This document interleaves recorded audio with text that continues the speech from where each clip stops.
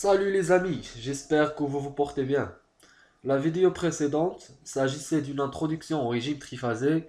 Qu'est-ce que c'est et pourquoi est-il utilisé?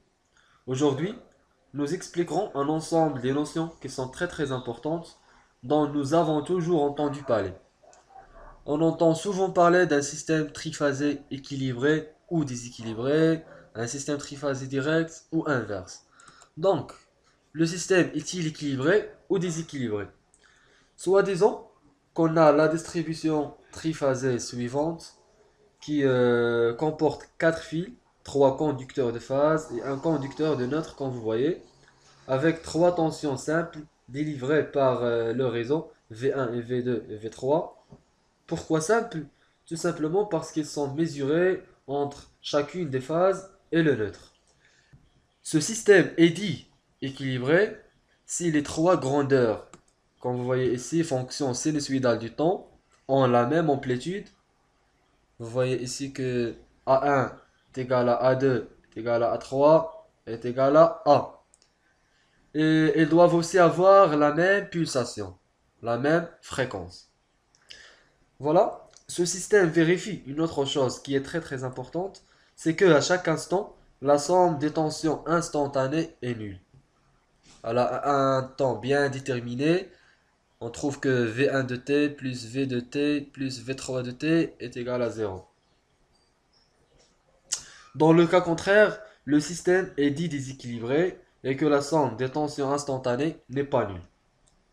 Maintenant, le système est-il direct ou inverse? Si les trois tensions passent par la valeur 0 en respectant l'ordre V1, V2, V3, comme vous voyez, après un retard d'un tiers de tour, le système triphasé de tension est direct avec V1 qui est égal à V1 racine 2 sinus oméga t plus Phi1, V2 qui a la même amplitude ainsi que la même pulsation oméga, mais qui est en retard par rapport à V1 d'un tiers de tour, qui est équivalente à une longue de 2p sur 3. V3 aussi, il a la même amplitude, la même pulsation oméga, mais qui est en retard par rapport à V2 d'un tiers de tour, et par rapport à V1 de 2 tiers de tour. Voilà, d'où la représentation de Fresnel suivante. Il faut savoir que le sens positif d'évolution, c'est le sens anti-horaire. Ça veut dire que V1, elle est en avance par rapport à V2 d'un tiers de tour, et que V2 elle est en retard par rapport à V1 d'un tiers de tour. Sinon, et si on inverse le branchement de deux phases, le système est dit inverse dans l'ordre V1, V3, V2. Et cette fois-ci, V1 est égal à V1 racine 2 sinus oméga t plus Phi1, V2 qui est égal à V2 racine 2 sinus oméga t plus Phi1 plus 2pi sur 3, V3 qui est égal à V3 racine 2 sinus oméga t plus Phi1 plus 4p sur 3. C'est ce qu'on utilise pour inverser le sens de rotation d'un moteur triphasé par exemple, chose que nous verrons plus en détail après. On a parlé sur le système équilibré et de quoi il s'agit. Cette fois-ci, on bascule vers la charge qui peut être à son tour équilibrée ou déséquilibrée.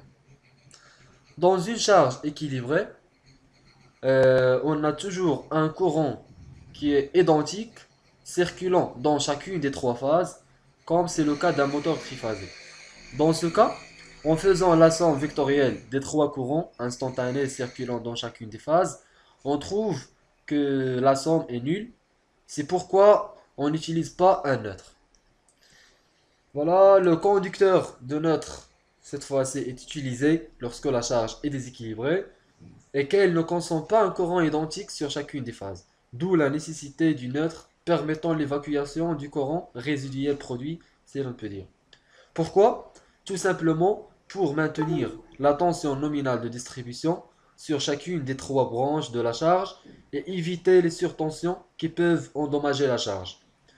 Voilà, c'était tout pour cette vidéo. Prenez soin de vous et à très bientôt. Merci.